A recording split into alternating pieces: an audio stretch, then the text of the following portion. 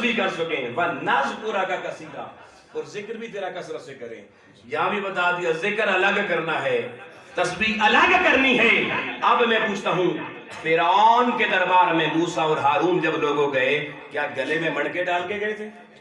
ظالموں سے ٹکرانا ہو تو تسبیح گلے میں, یہ والی جس کو آپ تسبیح کہتے ہیں یہ گلے میں ڈال کے جانا چاہیے جو آج کے کلندروں نے مصنوعی کلندروں نے ڈالی ہوتی ہے. آپ کہتے ہیں بابا جی گلے میں وہ ڈال لیں. لوگوں یہ بابا یہ نہیں ہوتا, بابا وہ یہ جو حضرت موسیٰ علیہ السلام والا عمل طریقہ اختیار کرے. قرآن کہہ رہا ہے تسبیح مڑکوں والی نہیں ہے. تسبیح کیا ہے؟ ظالم جابر طاغوت کے دربار میں جا کر کلمہ حق کہنا, ظلم کا نظام زمین بوس کرنا اور عدل و انصاف کا جھنڈا معاشرے پر لہرانا, اے امت یہ تیری سب سے بڑی تسبیح ہے.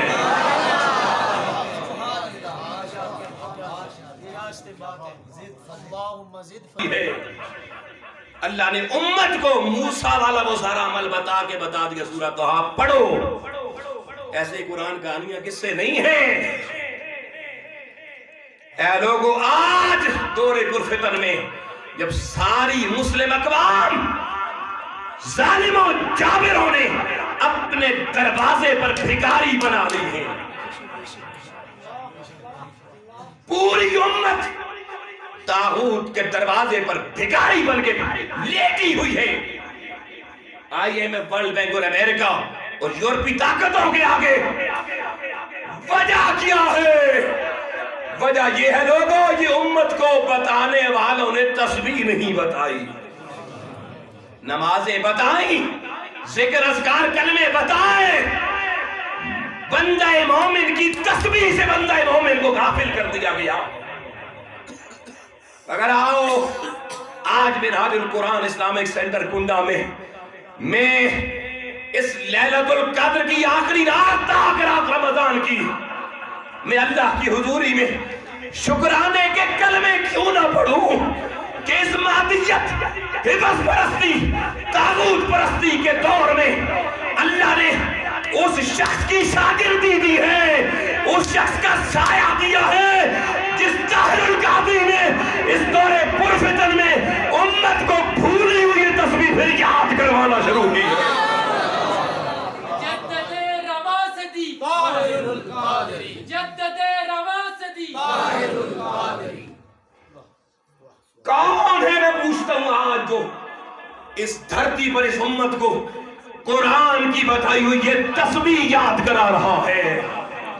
شرق سے غرب تک کے لیڈر اٹھا لو. یہ پیغام اگر زندگی میں آج آپ کو ملا ہے تو منہاج القرآن کے میخانے سے ملا ہے, اور منہاج القرآن کا میخانہ ڈاکٹر طاہر القادری نے امت کے لیے آباد کیا. کل کہتے تھے بابا ایک کنٹینر دھرنے دینے آ گیا ہے, کس نے بعد میں نہیں دیے بتاؤ؟ لیکن سمجھ دیر سے آتی ہے.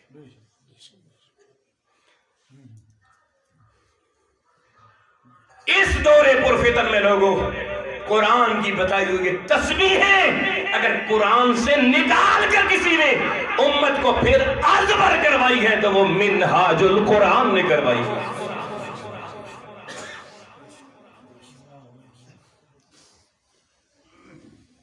اپنا مال دکھیوں پہ خرچ کرو, اپنی جان کمزوروں کے لیے پیش کرو اس کو, اور پھر وہی دکھی کمزور آپ کا دست و بازو بنیں گے.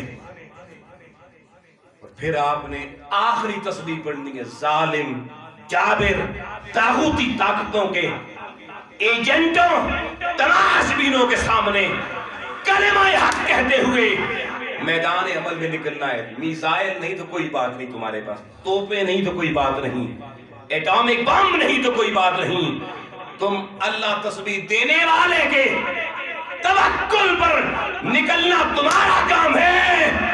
ارے لوگوں میزائل طاقتور نہیں ہے, ایٹمی طاقتیں طاقتور نہیں ہے. ساری کائنات پیدا کرنے والا رب اندہو قوی عزیز, سب سے زیادہ طاقت اسی رب کے پاس ہے. تمہیں قرآن نے کہا بس یہ تسبیح پڑھنا تمہارا کام ہے، یہ نہیں کہا تم کہو ہمارے پاس میزائل نہیں ہیں، توپیں نہیں ہیں تو ہم کیا کریں؟ نکلو حق کے جھنڈے کو بلند کرنے کے لیے۔ مصطفی انقلاب کیا ہے؟ ظالم نظام کا تختہ، فرعونی نظام کا تختہ، نمرودی قارونی یزیدی نظام کا تختہ اٹھا کے زمین بوس کرنا اور محمد مصطفیٰ کے دیے ہوئے نظام کا جھنڈا دھرتی پہ لگانا، یہ اللہ کی تسبیح بھی ہے، امت یہ تمہارا مستقبل بھی ہے۔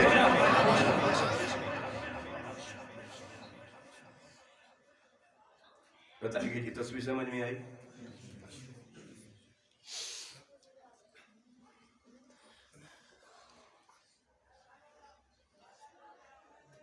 پیغام کے طور پہ صرف ایک واقعہ سنا کے گفتگو ختم کر رہا ہوں۔ ہمارے ایک رائٹر ہیں، بڑے زبردست رائٹر ہیں، ان کا نام ہے رحمت اللہ سبحانی۔ کیا نام بتایا؟ انہوں نے کتاب لکھی ہے، اس کا نام ہے مخزن اخلاق۔ مخزن اخلاق کتاب کا نام کیا بتایا؟ اس کتاب میں وہ ایک واقعہ لکھتے ہیں سلطان سنجر کا۔ سلطان، اب میں کچھ اور تسبیحات بھی جاتے جاتے آپ کو اس واقعے میں بتا جاتا ہوں، بڑے غور سے بھی سننا۔ وہ لکھتے ہیں کہ سلطان سنجر ایک مسلمانوں کا بادشاہ گزرا، بڑا باکمال بادشاہ تھا، خوبصورت عدل والی حکومت تھی، 30-35 سال مسلسل حکومت کر چکا نا۔ اس نے ایک دن اپنی سلطنت کے چیدہ اچھے لوگوں کو اپنے پاس بلایا دربار میں، انہوں نے کہنے لگا یار زندگی گزر گئی، حکومت تو میں نے اچھی کی، آپ بھی اچھا ہی کہتے ہیں، تو میرا دل کرتا ہے ایک فرض یار ادا کرنا رہ گیا ہے، اجازت دو میں وہ فرض ادا کر رہا ہوں، حج کرنا ہے یار، میں نے حج نہیں کیا، یہاں تو حکومت چلے یا نہ چلے، پہلے ڈیرے ادھر کے دورے، حج کرنا ہے، تو ایسا جب میں حج پہ جاؤں گا نا جتنے دن کے لیے، اتنے دن حکومت آپ نے چلانی ہے۔ اب ہمارے ملک کی اپوزیشن تو تھی نہیں جو کہتی شکر الحمد نکلو صحیح سی واپس ہی دونوں نہیں آنے ہوں گے، آرٹیکل 6 لاؤں گے۔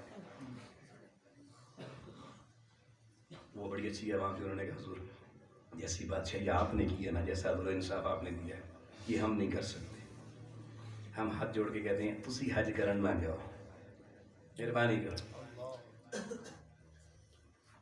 عوام سکھی ہے، بس یہی سب کچھ ہے۔ جب عوام نے بہت ریکویسٹ کی نا تو بادشاہ نے کہا اچھا ٹھیک ہے میں حج کرنے تو پھر پروگرام مؤخر کر دیتا ہوں، لیکن پھر مجھے ایک اجازت میں آپ سے دوں گا کہ میرا دل کرتا ہے اس کی یاد میں تھوڑا وقت گزارنا، تو میں کل سے نا پھر تھوڑی دیر کے لیے ساتھ والے جنگل میں جایا کروں گا، اللہ نہ کرے جتنے گھنٹے وہاں جاؤں اتنے گھنٹے پیچھے حکومت کا نظام آپ نے دیکھنا ہے۔ انہوں نے کہا چلیں اتنا ہم دیکھ لیں۔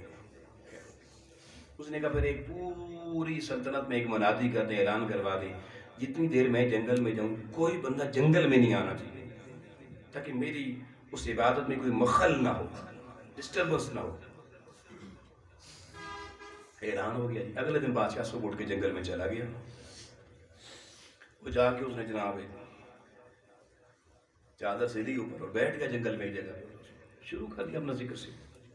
اسی جنگل میں ایک اللہ کا فقیر رہتا تھا، وہ فقیر ہوتا ہی جنگل میں تھا، اس نے تو وہ نہیں سنا اعلان سے اعلان کیا ہے کیا نہیں، وہ ایسے دن کو گھومتا گھومتا ایک جگہ پہ آیا تو اس نے دیکھا سلطان سنجر بادشاہ وہ جنگل میں، اس نے کہا بادشاہ تخت پہ ہوتے ہیں جنگل میں کیا کر رہا ہے؟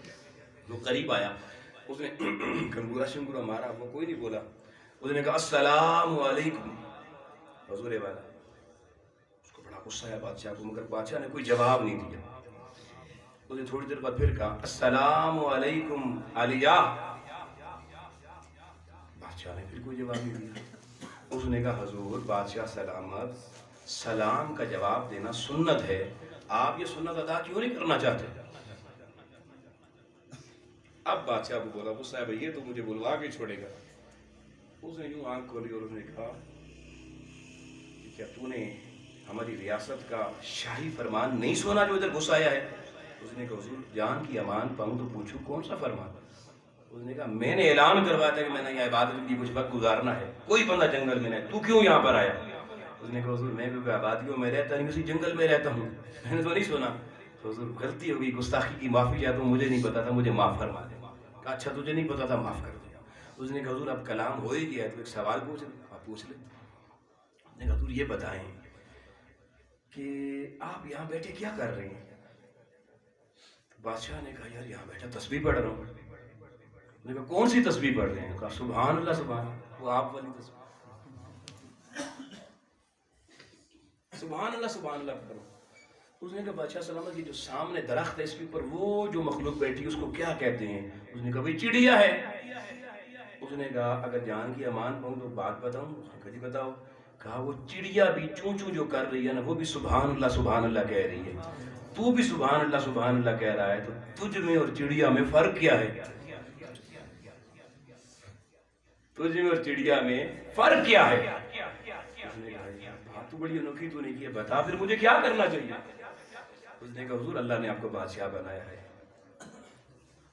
آپ کی تسبیح یہ نہیں ہے, یہ ذکر ہے. تو فرمایا پھر تسبیح کیا ہے؟ اس فقیر نے 3 تسبیحات اس بادشاہ کو بتائی. اس نے کہا حضور آپ کی پہلی تسبیح یہ ہے کہ آپ تخت پہ چلے جائیں, تخت پہ بیٹھیں, حکومت پہ بیٹھیں, اور جس طریقے سے آپ کو اپنے گھر میں اپنے بچوں کے احوال کی خبر ہوتی ہے, جیسا ان کے مستقبل کے بارے میں سوچتے ہیں, ویسا اپنی ریاست کی رعایا کے بچوں کے بارے میں سوچنا, یہ آپ کی پہلی تسبیح ہے. ارے لیڈر پتر بھی عوام پاویں جائے پہاڑ میں. سمجھ رہے کوئی بات؟ پہنچ رہے ہیں نا؟ اس نے کہا جیسا اپنی اولاد کے بارے میں سوچتے ہیں ویسا رعایا کے بارے میں سوچیں, یہ آپ کی پہلی تسبیح ہے.